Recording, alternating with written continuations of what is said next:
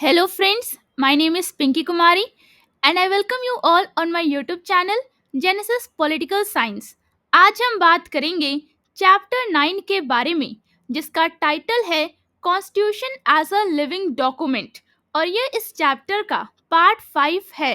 आपसे मेरा ये रिक्वेस्ट है कि इस वीडियो को देखने से पहले आप इसका पार्ट 1, पार्ट 2, पार्ट 3 और पार्ट 4 ज़रूर देखें। और हम फॉलो कर रहे हैं आपकी NCERT text book, that is Indian constitution at work. चलिए हम इस चैप्टर को एक सिंपल और इजी तरीके से समझने की कोशिश करते हैं, डायरेक्ट आपके एनसीईआरटी टेक्स्ट बुक के पेजेस को रीड करके। आपसे मेरा ये रिक्वेस्ट है कि इस वीडियो को जब भी देखें आप अपने एनसीईआरटी टेक्स्ट बुक के साथ बैठें। सबसे पहले हम बात करेंगे अमेंडमेंट्स थ्रू पॉलिटिकल कंसेंसस के बारे में। आप कह सकते हैं सर्वसम्मति मतलब पॉलिटिकल कंसेंसस के माध्यम से संशोधन मतलब amendments. Thirdly, there is another large group of amendments that have been made as a result of the consensus among the political parties. आप कह सकते हैं कि तीसरे मतलब thirdly संशोधनों, आप कह सकते हैं amendments का एक और बड़ा समूह है जो राजनीतिक दलों मतलब political parties के बीच सर्वसम्मति मतलब consensus के परिणाम स्वरूप किए गए हैं। We may say that this consensus made it necessary that some changes had to be made in order to reflect the prevailing political philosophy and aspirations of the society. आप कह सकते हैं कि हम कह सकते हैं कि इस सर्वसम्मति मतलब कंसेंसस ने यह आवश्यक बना दिया कि समाज, आप कह सकते हैं सोसाइटी की प्रचलित राजनीतिक विचारधारा मतलब प्रिवेलिंग पॉलिटिकल फिलॉसफी और आकांक्षाओं मतलब एंड एस्पिरेशंस को प्रतिबिंबित मतलब रिफ्लेक्ट करने के लिए कुछ बदलाव किए जाएं। आप कह सकते हैं कि we may say that this consensus made it necessary that some changes had to be made in order to reflect the prevailing political philosophy and aspirations of the society. In fact, many of the amendments of the post 1984 period are instances of this trend. आप कह सकते हैं कि वास्तव में 1984 के बाद के कालखंड के कई संशोधन मतलब कि many of the amendments इस प्रवृत्ति मतलब ट्रेंड के उदाहरण हैं। Remember our question above about the peculiarity that even when there were coalition governments, this period saw so many amendments. आप कह सकते हैं कि याद करें ऊपर हमारा प्रश्न कि इस विशेषता के बारे में कि गठबंधन सरकारें मतलब कि कोalition गवर्नमेंट्स होने के बावजूद इस अवधि में इतने अधिक संशोधन कैसे हुए। आप कह सकते हैं कि remember our question above about the peculiarity that even when there were coalition governments, this period saw so many amendments.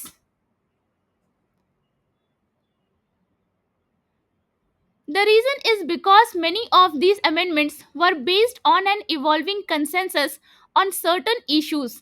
आप कह सकते हैं कि कारण यह था कि इन संशोधनों मतलब अमेंडमेंट्स में से कई कुछ मुद्दों पर विकसित होती हुई सर्वसम्मति मतलब कि कंसेंसस पर आधारित थे।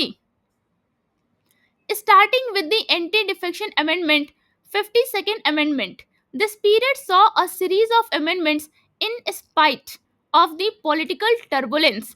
आप कह सकते हैं कि दल बदल विरोधी संशोधन मतलब anti defection amendment 52nd amendment मतलब 52nd संशोधन से शुरू होकर इस अवधि में राजनीतिक अस्थिरता मतलब पॉलिटिकल टर्बुलेंस के बावजूद कई संशोधन किए गए।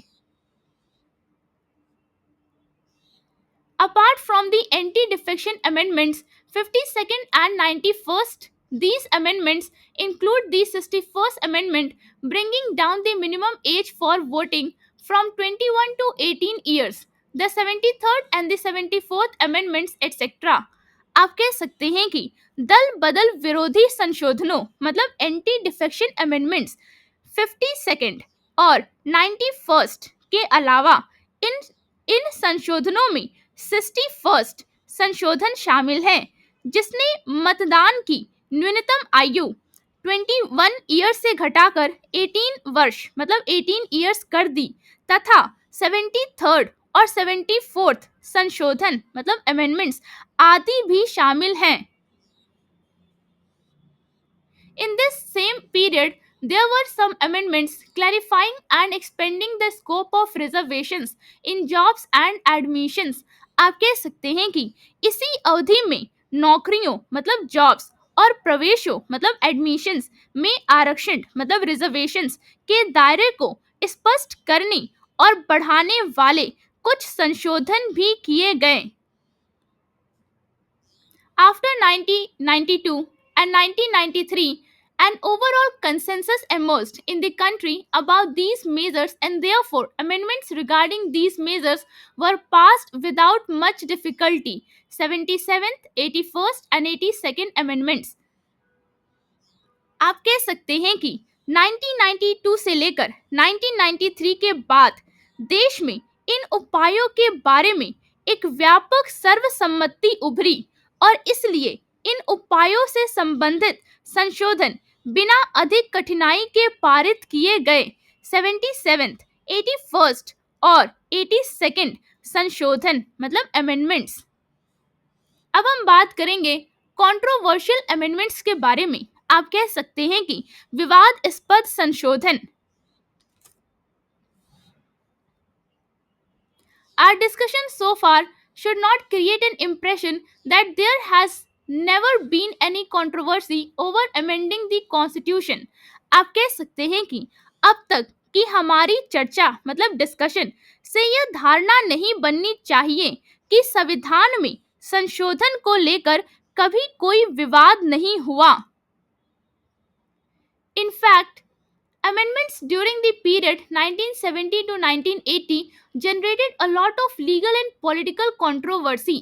आप कह सकते हैं कि वास्तव में 1970 से 1980 के बीच किए गए संशोधनों मतलब कि अमेंडमेंट्स ने काफी कानूनी और राजनीतिक विवाद मतलब कि लीगल एंड पॉलिटिकल कंट्रोवर्सी उत्पन्न किए। The parties that were in opposition during the period 1971 to 1976 saw many of these amendments as attempts by the ruling party to subvert the constitution.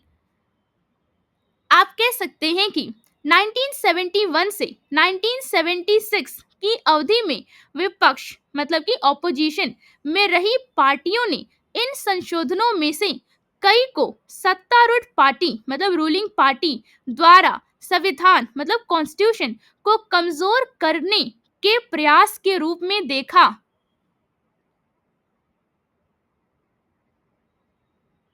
In particular, the 38th, 39th and 42nd amendments have been the most controversial amendments so far. आप कह सकते हैं कि विशेष रूप से 38th, 39th और 42nd संशोधन मतलब अमेंडमेंट्स अब तक के सबसे विवादास्पद संशोधन मतलब कंट्रोवर्शियल अमेंडमेंट्स रहे हैं। These three amendments were made in the background of internal emergency declared in the country from June 1975. आप कह सकते हैं कि ये तीनों संशोधन मतलब 3 amendments देश में जून 1975 से घोषित आंतरिक आपातकाल मतलब कि आप कह सकते हैं इंटरनल इमरजेंसी की पृष्ठभूमि मतलब बैकग्राउंड में किए गए थे। They sought to make basic changes in many crucial parts of the constitution. आप कह सकते हैं कि इनका उद्देश्य संविधान के कई महत्वपूर्ण हिस्सों में मूलभूत बदलाव मतलब बेसिक चेंजेस करना था। The 42nd Amendment was particularly seen as a wide-ranging amendment affecting large parts of the Constitution. आप कह सकते हैं कि 42nd संशोधन मतलब amendments विशेष रूप से एक व्यापक संशोधन माना जाता है जिसने संविधान के बड़े हिस्सों को प्रभावित किया। It was also an attempt to override the ruling of the Supreme Court given in the Kesavananda case. आप कह सकते हैं कि यह केशवानंद मामले मतलब कि केशवानंद केस में सुप्रीम कोर्ट द्वारा दिए गए निर्णय को निष्प्रभावी करने का भी एक प्रयास था। Even the duration of the Lok Sabha was extended from 5 to 6 years। आप कह सकते हैं कि लोकसभा की अवधि भी 5 मतलब कि 5 से बढ़ाकर 6 वर्ष मतलब 6 years कर दी गई। In the chapter on rights you have read about fundamental duties। आप कह सकते हैं कि अधिकारों मतलब राइट्स वाले अध्याय मतलब चैप्टर में आपने मौलिक कर्तव्यों मतलब फंडामेंटल ड्यूटीज के बारे में पढ़ा है। They were included in the Constitution by this Amendment Act। आप कह सकते हैं कि इन्हें इसी संशोधन अधिनियम मतलब अमेंडमेंट एक्ट द्वारा संविधान मतलब कॉन्स्टिट्यूशन में शामिल किया गया था। The 42nd Amendment also put restrictions on the review powers of the judiciary। आप कह सकते हैं कि 42nd संशोधन मतलब 42nd Amendment ने न्यायपालिका मतलब जुडिशरी की पुनर्विचार मतलब रिव्यू शक्तियों मतलब पावर्स पर भी सीमाएं लगा दी।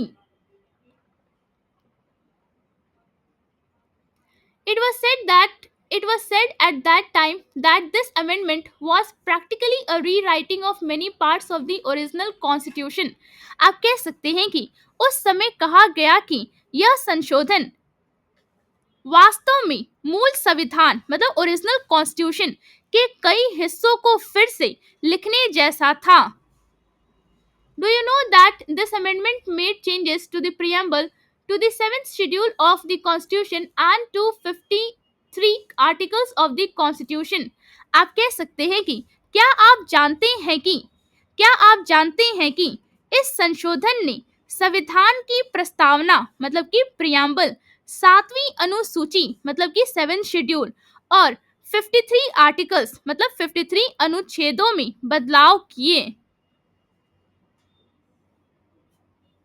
Many MPs का फुल फॉर्म है member of parliament belonging to the opposition parties were in jail when this amendment was passed in parliament।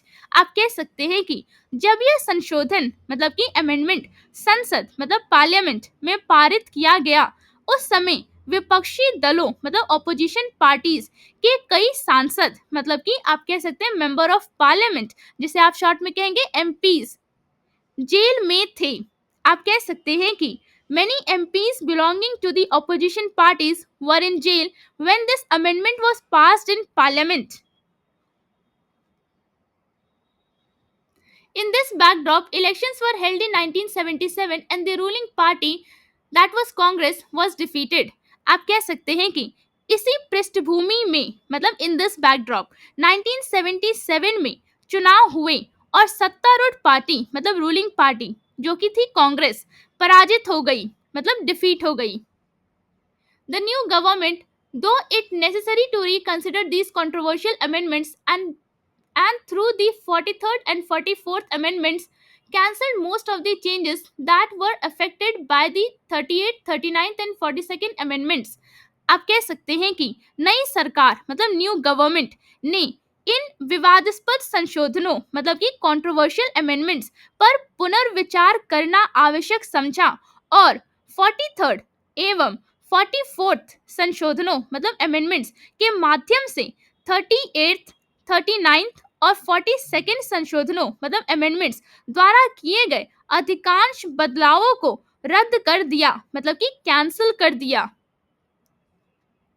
The constitutional balance was restored by these amendments। आप कह सकते हैं कि इन संशोधनों मतलब अमेंडमेंट्स द्वारा संवैधानिक संतुलन मतलब कॉन्स्टिट्यूशनल बैलेंस को पुनर्स्थापित आप कह सकते हैं को पुनर्स्थापित मतलब रिस्टोर किया गया।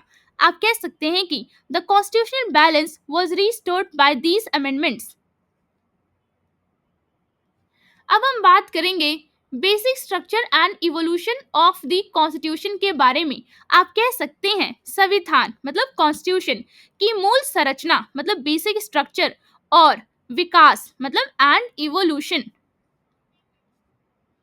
One thing that has had a long lasting effect on the evolution of the Indian constitution is the theory of the basic structure of the constitution.